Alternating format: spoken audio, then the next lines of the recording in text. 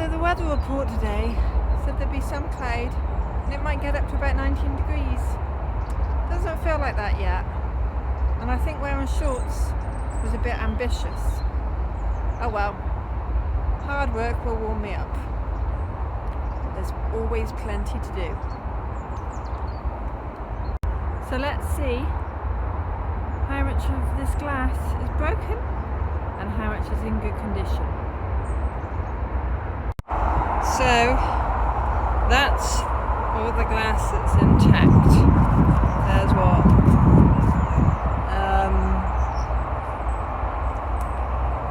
About 8 big panels and maybe about 5 or 6 smaller ones. All this, and this is all the cracked stuff. I'm not sure there's going to be enough to do what I want. After some consideration, the frame for the greenhouse there is shot. I don't know if I can use that. There's certainly not enough glass left that isn't broken to build my own. But what I might do, because there might be enough wood for me to make a poly house. So build a wooden frame and then staple the plastic that doesn't degrade to it.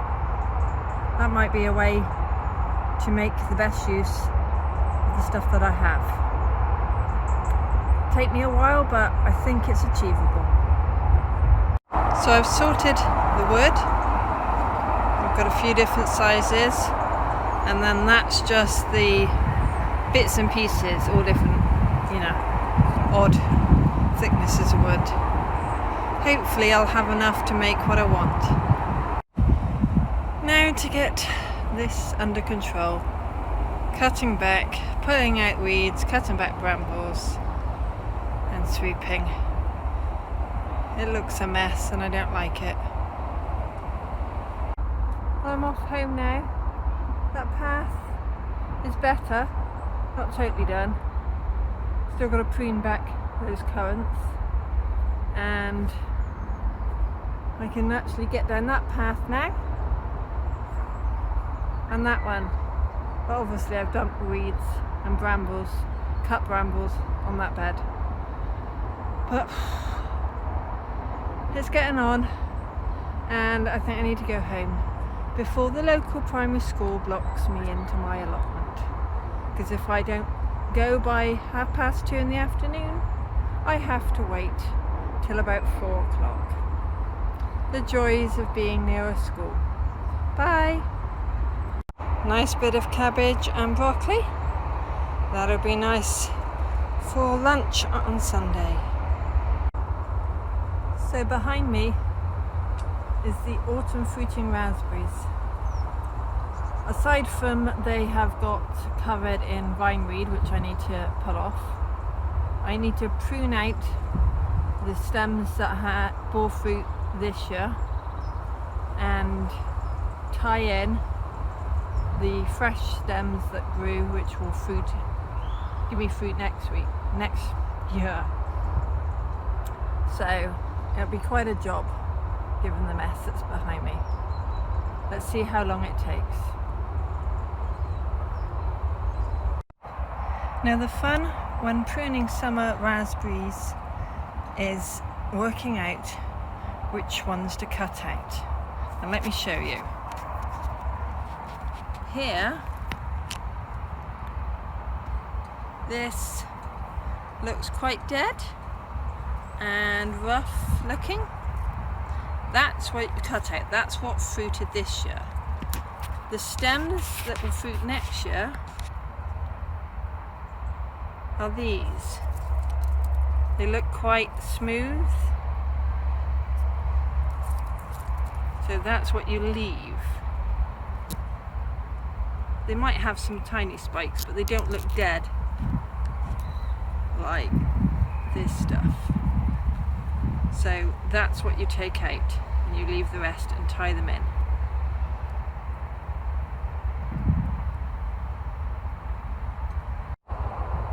So it's taken hours, but I've cut out the old stems, I've pulled out the bindweed, and I've tied in this side of next year's raspberries. I've got a couple of wires on the other side, and I just need to tie in those with the wires, to the wires with some hessian string. So hopefully that should control them. This is the bed from the other side. Looks a lot clearer, but yeah, still got to tie in the raspberries to the green wire. Hopefully it will help me keep them tidier. This was the bits I cut off. Time to put them in the compost heap. Can't leave them on the path. Now, despite this autumn raspberry bed being weedy, I've actually got some of the golden raspberries ripe. And over here, there's some normal raspberries. So I think I'm going to eat a few. So this bit of frame keeps falling down. The string snapped again. I'm not gonna retie it up. I will just see how it survives. So we'll see. It's been a hot one today, so I'm going home.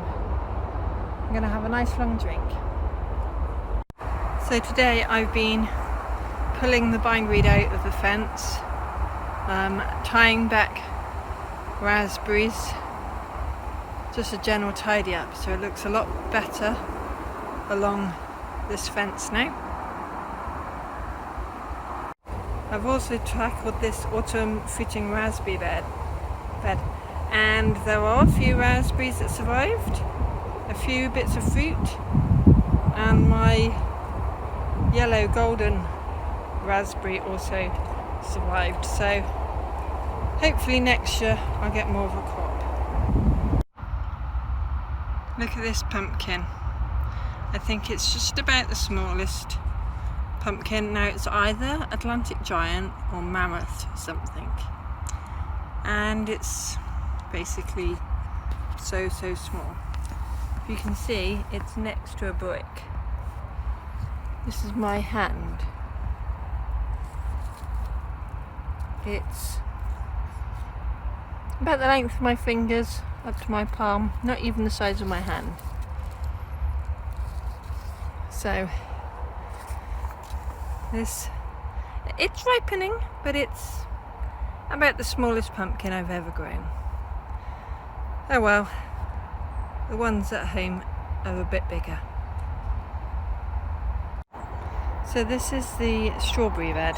I know it doesn't look like one. This is the bed I weeded last year, and this one hasn't been done. So I'm going to start with weeding it, and then maybe in a few weeks' time I will lift and dig out the strawberry plants and replace with fresh runners. It'll be a lot of work. Now that looks a lot neater. I know I need to do it properly. Dig all the weeds out, take all the plants out and put new runners in, but that'll do for now. So I noticed another cucumber. I think that's the third this year, so it hasn't done great. But with the weather changing at the end of this week, I think that's probably going to be my last cucumber I'll get. Small, but still edible. So this is the calendula at the end of one of my beds. I haven't deadheaded it in ages, so you can see there's lots of seeds. If I cut those off, then it will carry on flowering for a while to come yet. And I think the bees like it, so it'd be nice if there was still flowers around for them. So time to deadhead. So I've borrowed my string tin, took the string out so I have a container so I can put the calendula seeds in it. Don't worry, I'll put the string back in a few days. But I think a plant pot would just lose seeds out the bottom. So this should be better. So this was okay for the heads that were dried, and that's full up. But there are lots of flower heads that have flowered but are not dry yet. I'm wondering if I cut them off and put them in a dry place, whether they will still produce seed, dry out and produce seed, or do I have to just leave them on the plant? We'll see. So I ran out of room in that little pot thing for the dried seeds, so I ended up just chucking the dried heads and the green heads in this empty bucket. We'll see if they dry out. Those white stripes are bird poop. I think it's pigeons. I do have cable ties along the top, but I don't think it's stopping them enough. Although I don't like the bird poop on the netting, I'd rather have bird poop on netting than on my crops. Don't you just love the wildlife? So I've cut this currant bush down lower, so there's actually some light getting into the shed, and I'll decide over the winter, because these are red currants, whether I pull them out altogether or keep them. But it looks more manageable now, whatever I choose to do. Oh my goodness, my poor apple tree.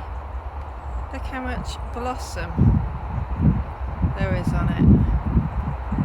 It really does think it's spring. Bless. It's going to have a shock in a few days when the temperatures go down. Oh well, I'm sure it'll survive till next year. If it's not acorns being planted in my beds by the squirrels and trying to grow little saplings, it's ash trees. Between the two of them, I'm always having to pull up little saplings. Let me show you.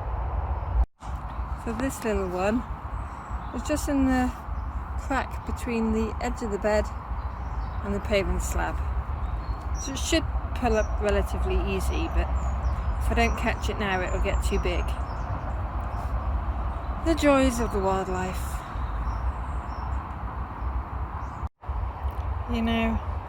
Every now and then, you've just got to sit and enjoy your plot, soaking up the sun rays.